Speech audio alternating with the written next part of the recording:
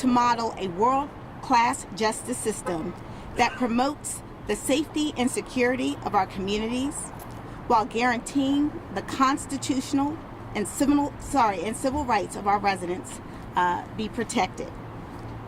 Our system must be restorative and compassionate while being firm and protective. And the only way we can achieve these goals is by demanding that each player in our justice system operates with integrity and transparency. I am very encouraged by our county executive's message earlier today around transparency. She believes in transparency within our police department as well as other agencies that she leads here in our county. And I am equally committed to administering an open and transparent system of justice. Where we find barriers to that transparency, I must and I will advocate for change and greater accountability. Let me tell you, I have had the privilege of working with some of the finest police officers in this country. They operate right here in Prince George's County. But as was mentioned even earlier today by our county executive, we also have had our challenges. But I always look at opportunities when we do face challenges. And so what we understand is that we need a greater level of transparency and access to information within our departments. You know, when I look at the cases that my office prosecutes, my office relies on information provided by our police department. We work cases together, we support each other, and we protect this community.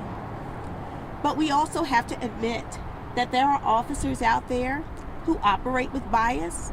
We must admit that there are officers out there that have used excessive force. I know that because I have to prosecute some of those cases involving officers that have used excessive force, including deadly force. And my office has done so competently throughout my tenure. But when I look ahead and I realize that there is a demand for even greater transparency with respect to how we prosecute cases and the officers involved in those cases, what I have to admit is that we need to demand greater access to personnel records and other information from our department. I am not going to comment on the lawsuit today because that is a civil lawsuit. It's not a criminal lawsuit, it's a civil lawsuit. However, contained within that lawsuit are allegations of bias and discrimination. It is important for our office to have access to that information so that we can do our own investigation, because it may be that those officers are involved in cases in our office. And I must and I will protect the integrity of every single prosecution that this office conducts. And so having access to those personnel files, having unredacted information contained in that complaint is critical for us as we move forward in a more transparent and a more fair way here in Prince George's County. What I have also done is I have reached out to retain the services of independent use of force experts. Heretofore, primarily, Prince George's County has used the Prince George's County Police Department Training Academy and their use of force experts there as experts on our cases. And while in many cases we may still be able to do that fairly, it is very important for us to have a level of independence with respect to our investigations. And so we are now engaging external independent use of force experts to aid us with some of the most critical cases that our office is facing today. Additionally, we are looking more closely and scrutinizing more closely cases involving police officers where they are the victims of cases.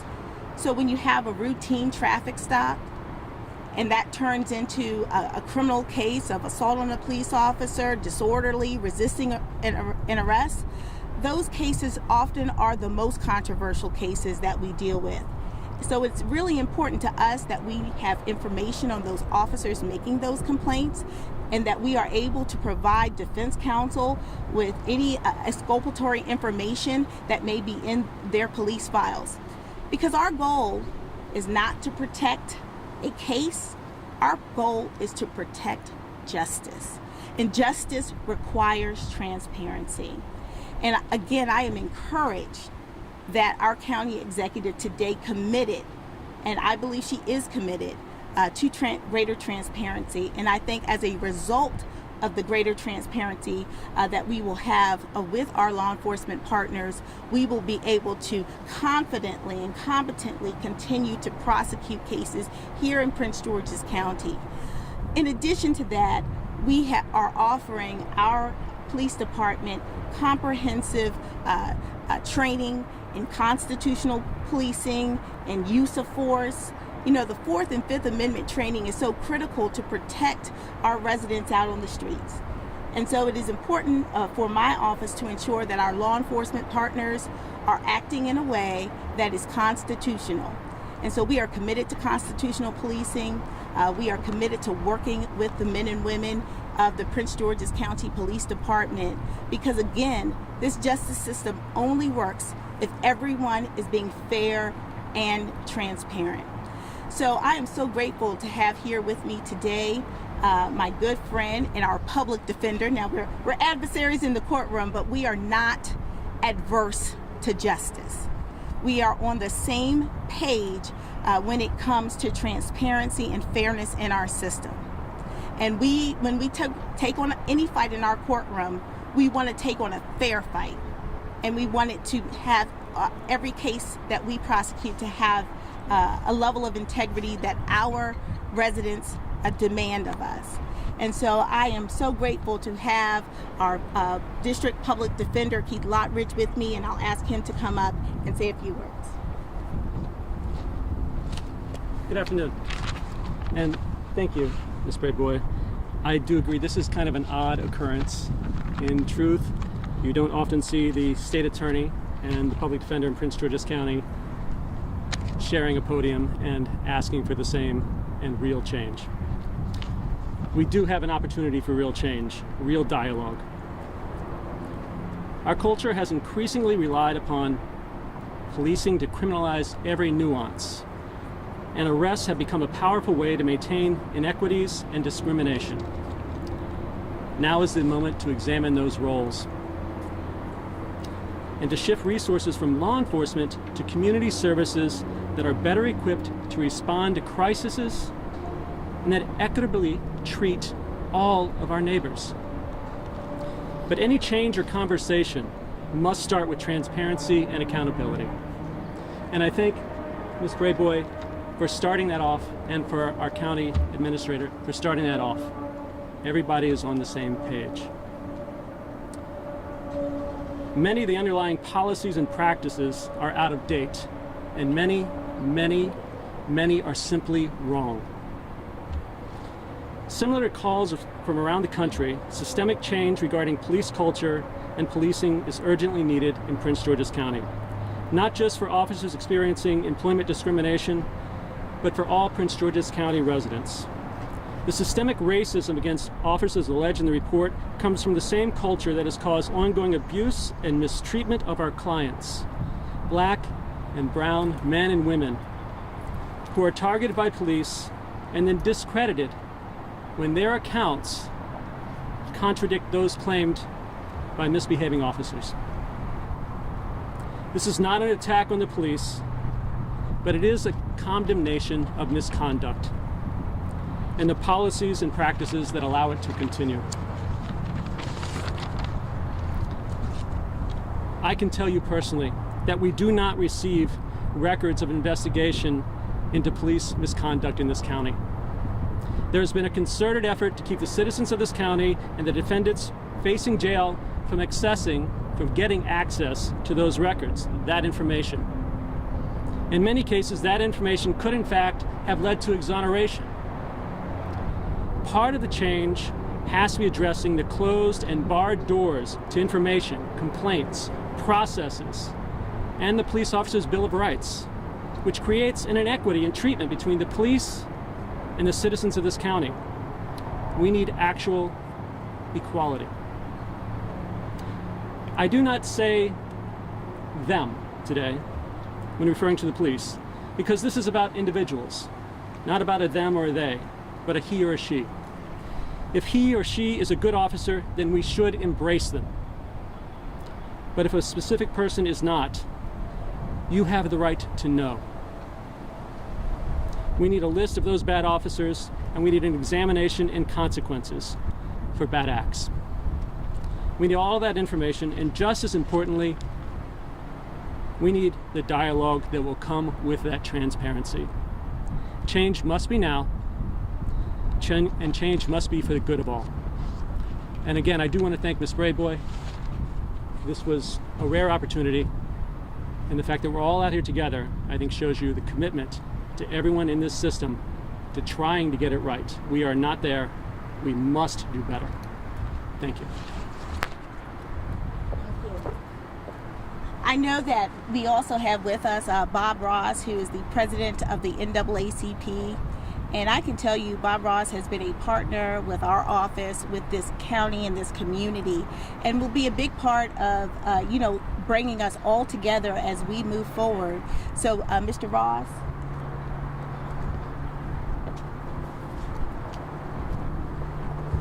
Good afternoon. It is time to move forward.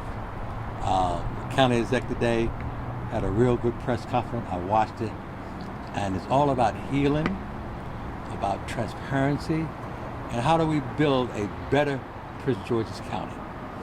And that is our goal. One of the things that we're going to be doing is meeting with the county exec. We're taking suggestions from the resident, our public defender. We're working with them now on school to prison pipeline, and Ms. Brayboy, she has been fantastic in keeping us informed of what's going on. But I'm extremely proud of the county exec and the way she handled this crisis that we have that's going on. It saddened me to have to ask or to was going to propose, and glad we didn't have to do it last night. But we have to come together. The one thing that the NAACP does, we have to focus on the least among us, the ones that are really being abused by the system. We get tons and tons of calls, and it's really hard to follow up on them. But I feel when we start doing this good transparency and police accountability, there's some changes that we're going to suggest. I'm not at liberty to say what those changes are right now because we haven't voted on it. But we're going to really work closely. So at this point, I would just love to just move forward, not talk about what done happened. That's done and over. This is a new day for Prince George's County. Thank you.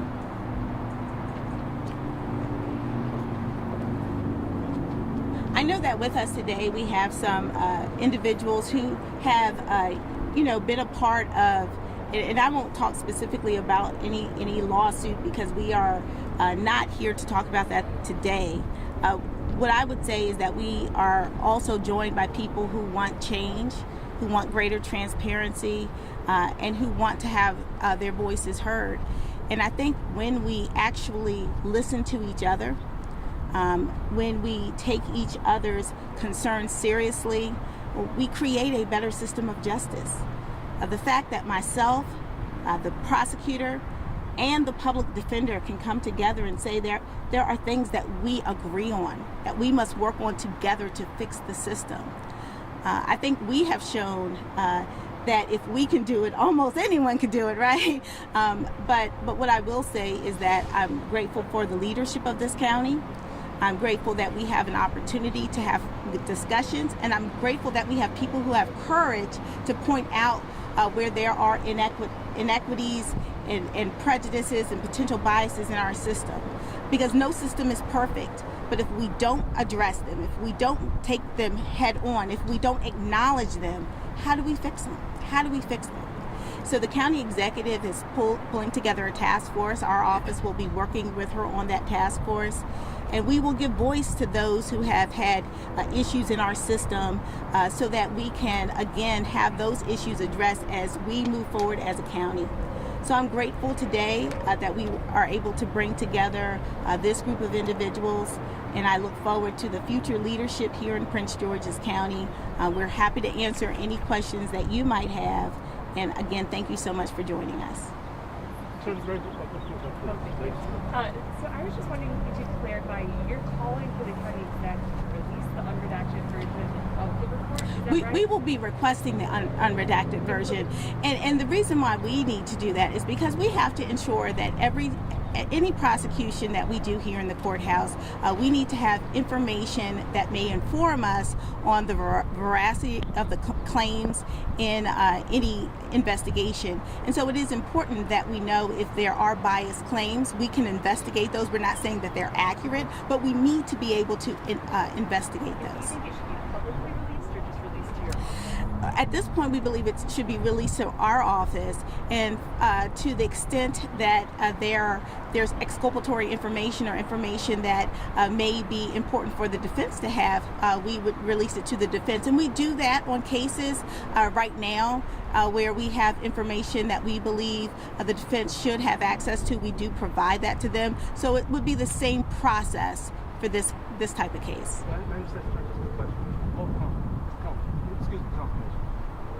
When you do your investigation and it does come out to light that these allegations basically true, will you be looking to prosecute these officers? Well, again, for the most part, the allegations in the lawsuit are civil.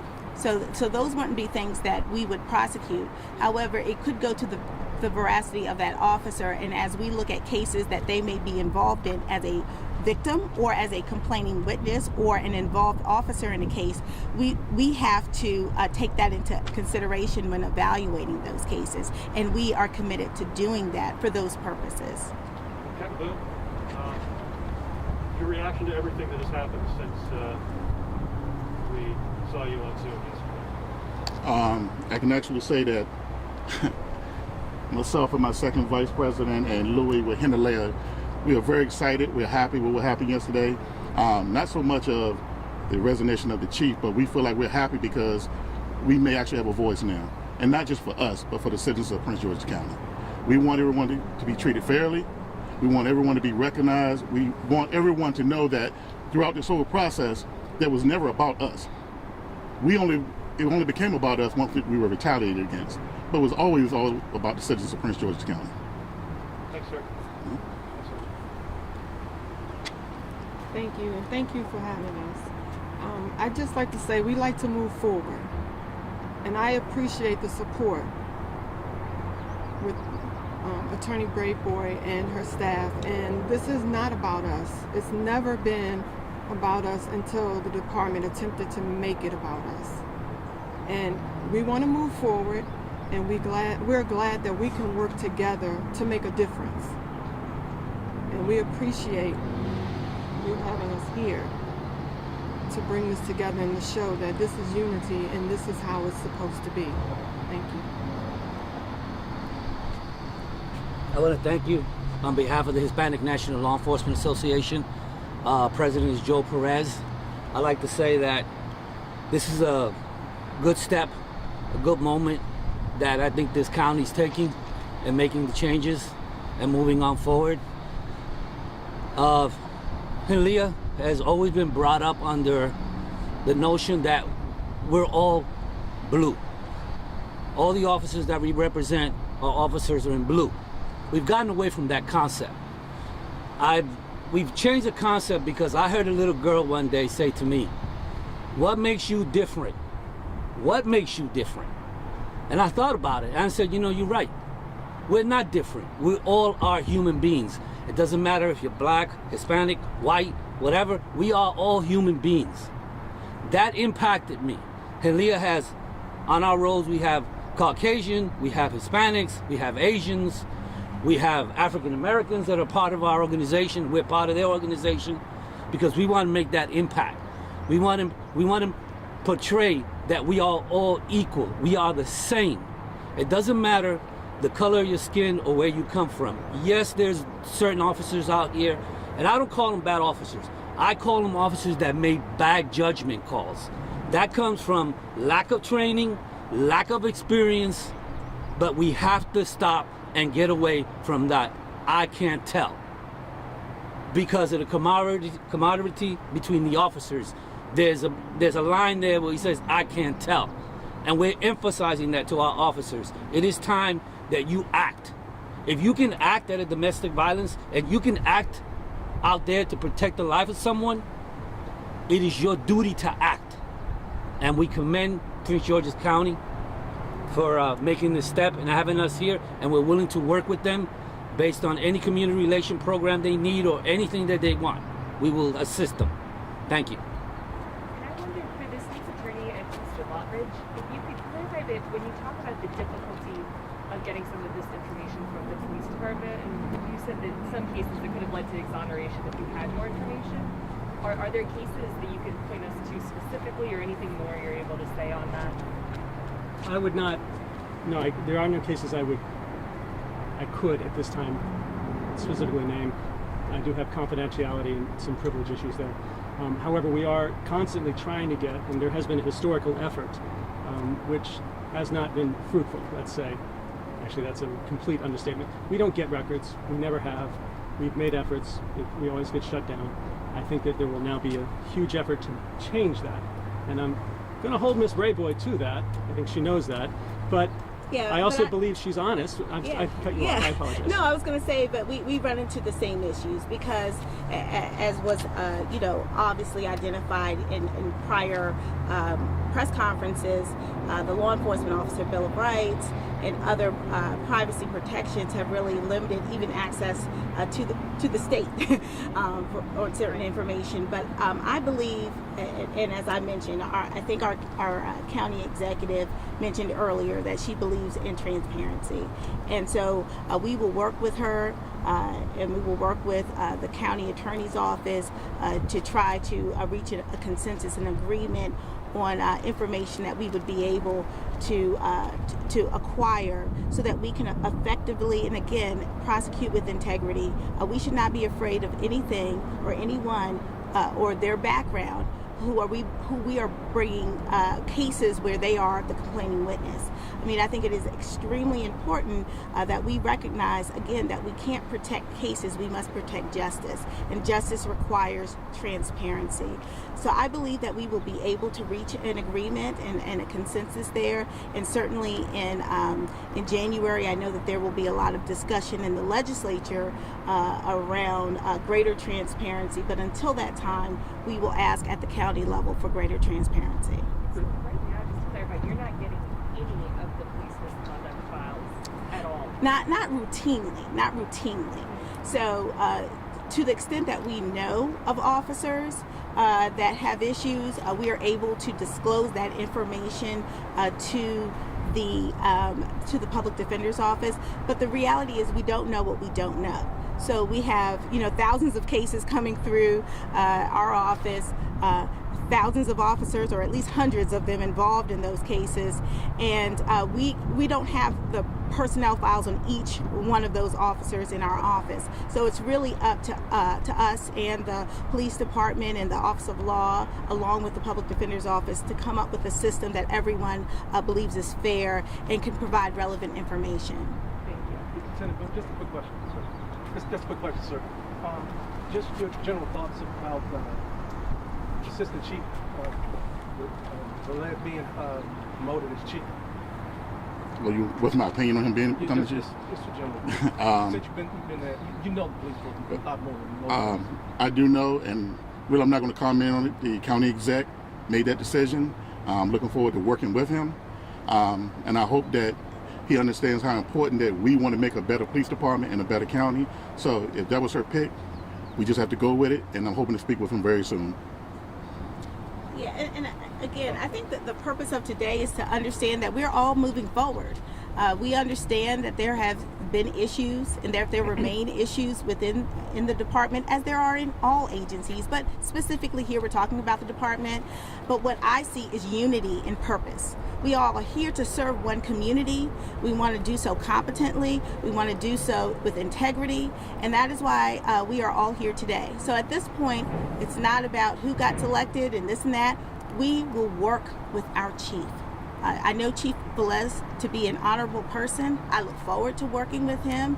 I believe that he will be open. He will listen to the concerns raised by everyone on the department, and he will make appropriate decisions.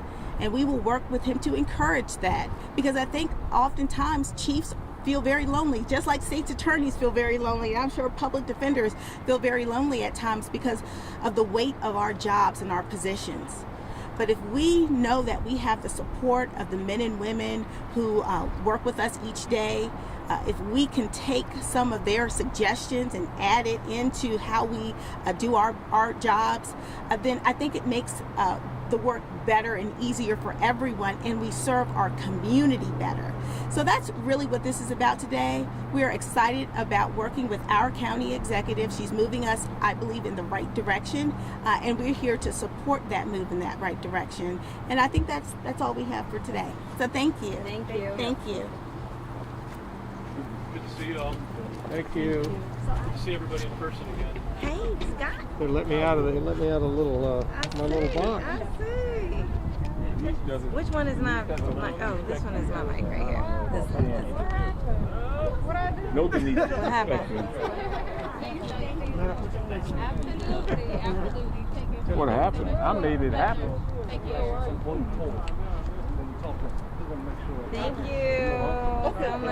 much. So they got to see. Yeah,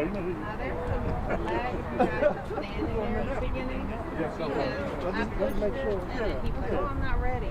And so I didn't want to stop it and restart it. Oh, that's me. All right, man. Don't mess up. Don't let me mess up the trade.